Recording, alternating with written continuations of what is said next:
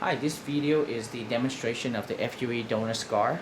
Tiny dots of scar scattered through the back like a mosaic pattern and allow you to wear your hair shorter. This client we completely shave and with a clipper with our gar, and it's more than a year follow-up, and you can see the result looks good.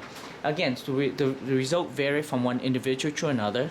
No surgery produce no scar. All surgery produce scar.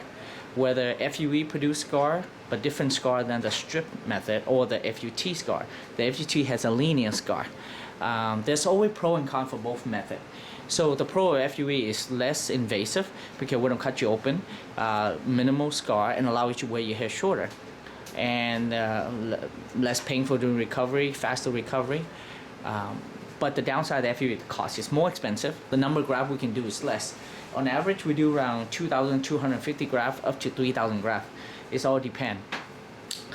So that's why the FUE is more for mild to moderate hair loss. If you can do it for advanced hair loss, but you need multiple surgery. Where the strip method, you can harvest 6,000 grafts, and it's better for advanced hair loss. The other downside of the FUE is not just cost, but the growth rate. Now, I will produce excellent density, whether FUE or FUT, but if you compare my FUE result versus my FUT result, my FUE is 5 to 10% less, sometimes could be up to 20%. On the other hand, the strip method will leave you a linear scar for the rest of your life. The strip method is more invasive, more painful, and it's a little bit longer recovery. Not that much, it's 1 or 2 days more. But the benefit of the strip method it's a lot cheaper than FUE because less labor. We can move a large number of grafts per day. We can go from 3,500 to 5,000 grafts per day. And so it's very effective for advanced hair loss. And so most patients with advanced hair loss, class 5, 6, or 7, opt for the FUT or FUSS or the strip method.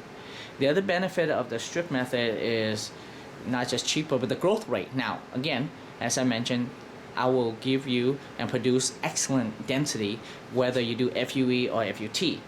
But if you compare my FUE to my FUE has 5 to 10% less density, so my FUT will be more dense. Again, despite my FUE is a little bit less dense than my strip method, it is still very, very dense.